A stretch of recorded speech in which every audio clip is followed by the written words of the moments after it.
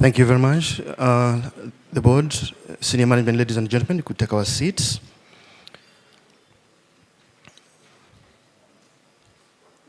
I think in the interest to know who is here, ladies and gentlemen, we are a full house and we are accompanied by the board of the Uganda Revenue Authority. It is a rare moment that we usually have events like this when we have the full board with us. The Commissioner General is with us. Members of senior management are with us, staff, and what we have here is the fourth estate. For purposes of identification, I would like to welcome Madam Mariam Kankunda, who is a board member at the Uganda Revenue Authority. We welcome Madam Geraldine Sali Busurwa, a board member, and many of you know her as the Permanent Secretary for the Ministry of Trade, Industry and Cooperatives. We welcome Mr. Moses Kagwa, who is the Director for Economic Affairs and representing the PSST at the Ministry of Finance, Planning and Economic Development. We welcome Madam Helen Awedi, who is also a board member at the Uganda Revenue Authority. Because the chairman will be talking to us and the Commissioner General, we will be able to hear from them at that point in time. Allow me, with your permission, Chair, to also introduce with us our senior management. We have Madam Patience Rubagumya, our Commissioner Legal and Board Affairs, who is here with us. We have Mr. Herbert Rusoke, the Commissioner Internal Audit. We have Mr. Richard Kalisa, the Commissioner Corporate Services. We have Mr. Dennis Kugonza, the Commissioner Tax Investigation. We have Madam Sarah Muzunguyo Chelengat, Commissioner Domestic Taxes.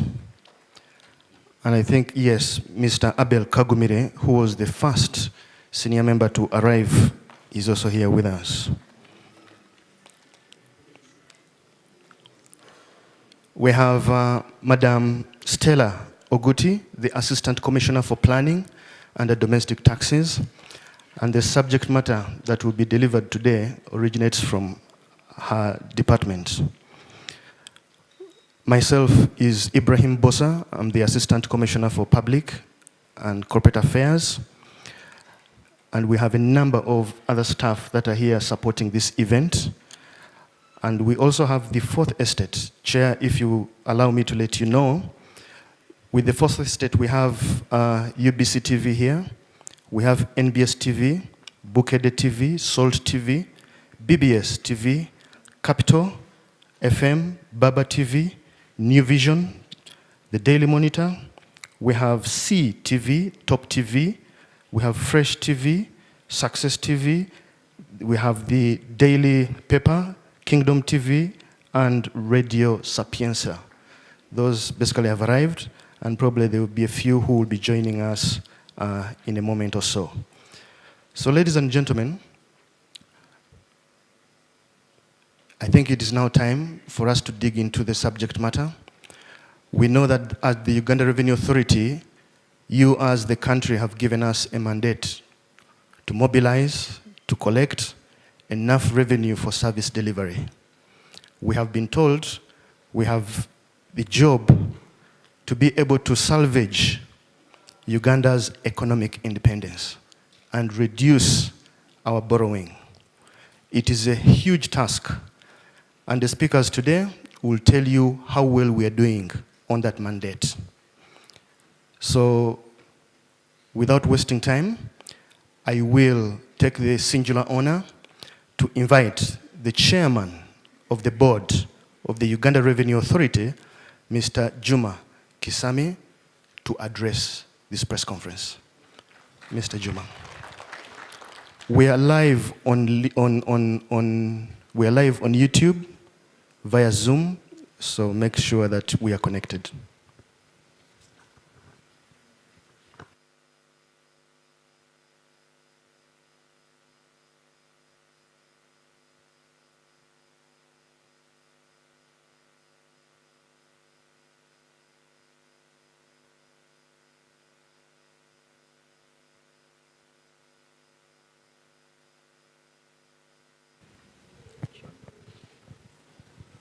members of the board, the Commissioner General, senior management, and the staff present, members of the media, ladies and gentlemen, good afternoon.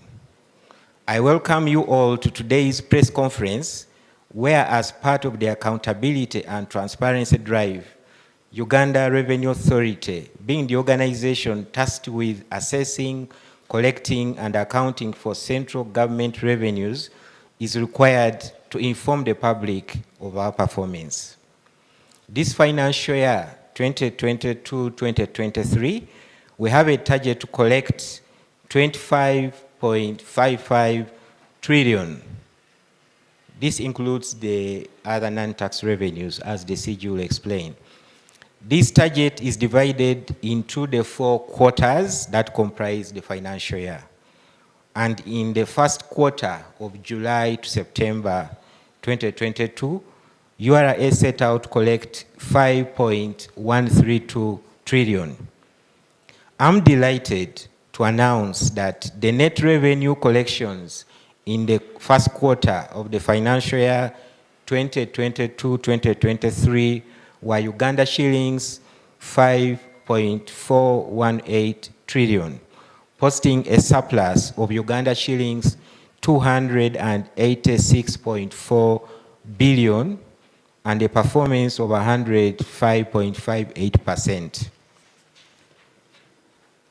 This performance represents a growth in revenue of Uganda shillings 957.8 billion, or approximately 21.47% compared to the first quarter of the previous financial year 2021-2022. These collections also accounted for 21.54% of the annual target. This is an encouraging sign that the economy is steadily recovering from the effects of the COVID-19 pandemic. The Commissioner General will shortly share with us the performance of the various tax heads and sectors, as well as the administrative measures being implemented to improve revenue performance. I would like to express my gratitude to all our esteemed taxpayers who have fulfilled their responsibilities to enable this performance. I urge all of us to continue playing our civic part in the revenue mobilization journey so that our country can attain economic independence. On behalf of the board, I also want to acknowledge and appreciate the Commissioner General and the entire URA team for their relentless effort in revenue mobilization. Please keep up the good work while living our values in whatever you do. As a board, we are committed to enhancing efficiencies in tax administration at URA and are currently overseeing the implementation of several initiatives, including investment in technology and innovations to ease taxpayer compliance, building capacity of us in terms of staff numbers, skills, and competences. We are also engaged in overseeing the expansion of the tax base and taxpayer education. Increasing taxpayer compliance is a key focus area. And last but not least, ensuring transparency and consistency in our actions. The Commissioner General will provide more highlights on some of these initiatives.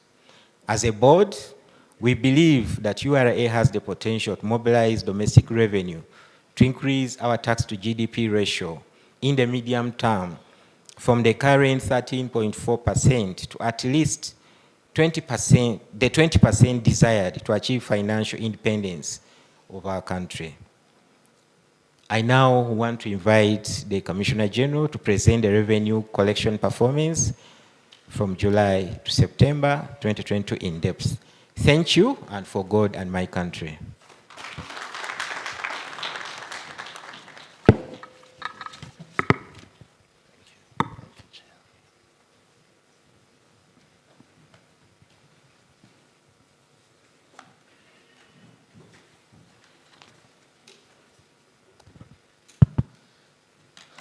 The Chairman of the Board of Directors, Uganda Revenue Authority, the members of the board present here, colleague members of senior management, all the staff of URA, members of the Fourth Estate present, and all distinguished guests and all who are following this program online. Good afternoon, ladies and gentlemen. I'm extremely excited this afternoon as we release the numbers of the first quarter performance of the financial year 2022-23, and extremely honored to do this jointly with the Board of Directors of Uganda Revenue Authority. I take the opportunity to welcome all of you to this press conference, where I will share the performance of the first quarter of this financial year. That is from the month of July to September 2022. On behalf of URA, we recognize and appreciate every taxpayer who has contributed their fair share of tax and supported the effort of national building. It is because of these patriotic citizens and all taxpayers that revenue collections are growing to enable the government to provide the much needed social services amidst the current challenging economic times that we are living in. We are also doing all that we can as Uganda Revenue Authority to support this process and to support the business entities and to listen to the plea of what they are going through so that we can collect tax without affecting or negatively impacting businesses. The financial year 2022-23 has a target of 25.550 trillion. Out of this, the Uganda Revenue Authority will be directly responsible for 25.151 trillion, and the rest will come from other non-tax revenues that are collected by other government agencies and are submitted directly to the Ministry of Finance. Now, today's press conference focuses on the revenue performance for the quarter that I've just mentioned, the administrative measures that have enabled us to mobilize this revenue. As we all know, government took a firm decision at the beginning of this financial year not to introduce new tax measures, new policy measures, in order to help businesses to recover from the pandemic of COVID-19 effects, the effects of the pandemic, of the COVID-19 pandemic. And therefore, the revenues that are expected to come from this financial year will largely be based on the administrative efficiencies, and we are happy to announce that so far, by the grace of God, we've been able to achieve the numbers expected from this first quarter without any additional taxes. From July to September, net revenue collections were 5,418,060 million. This was against a target of 5,132,017 million, resulting into 286.44 billion surplus. And these numbers are being projected on the screen so that you can take them down. This represents a 105.58% improvement in the performance and a revenue increase of 957.8 billion compared to the same period in the previous financial year. So when we look at the performance of July to September 2021 and compare it with the performance of July to September 2022, revenue collection has increased by 957.80 billion, very close to $1 trillion. And in terms of percentage, the growth is 21.47%.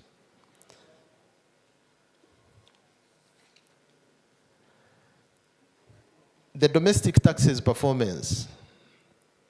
Domestic revenue net collections were 3,178,077,000,000 against the target of 3,043,066,000,000, therefore posting a surplus of 135.1 billion. This is from the domestic taxes. This represents a 104.44% performance and a revenue growth of 581.58 billion. In terms of growth compared to the same period last year, the domestic taxes increased by 22.39%. These are some of the direct domestic taxes from which we've made these collections. Pay as you earn had a collection of 901.13 billion. Value added tax had 761.69 billion. Local excise duty had a collection of 451.76 billion.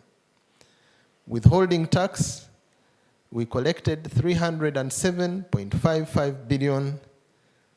Corporate tax, we collected 114.93 billion. Non-tax revenues, we collected 380.09 billion, and then all other taxes, smaller ones, including tax on bank interest, treasury bills, casino tax, individual income tax, and presumptive tax, all put together collected 261.62 billion.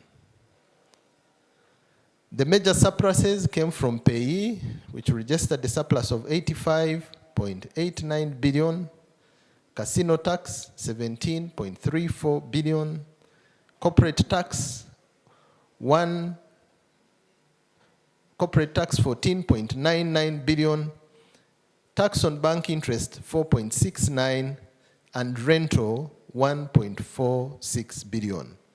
So these tax heads met their targets and exceeded them by those numbers as a way of surplus, contributing to the overall surplus of 135 billion from the domestic taxes alone.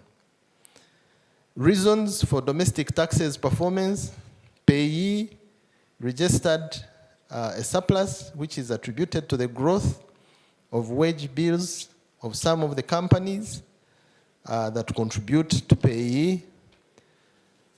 Then the increase in domestic taxes can also be attributed to the operational teams, intensive focused field activities, stakeholder management, and improved tax compliance support. So this is basically the efficiency of the revenue officers who collect this tax, putting in extra effort in reminding the taxpayers and making sure that they pay the fair share of tax. The other factor that we attribute this performance to, especially on the side of withholding tax, where the collections were not up to the expected mark, was mainly because of the delayed payments by government entities who are some of our biggest withholding tax agents who help us to collect this tax. We also observed increased capital expenditures due to capital investments among our clients because of the improved economic performance. So a number of companies were investing, and that did not allow us to collect the expected taxes because those investments cannot be taxed. But furthermore, the high inflation, which has risen from 6.8 in June 2020 to 10% by end of September, has resulted in an increase in the cost of doing business, thus high input costs, which also has significantly reduced the performance of VAT because the input costs were high, therefore reducing the net payable VAT.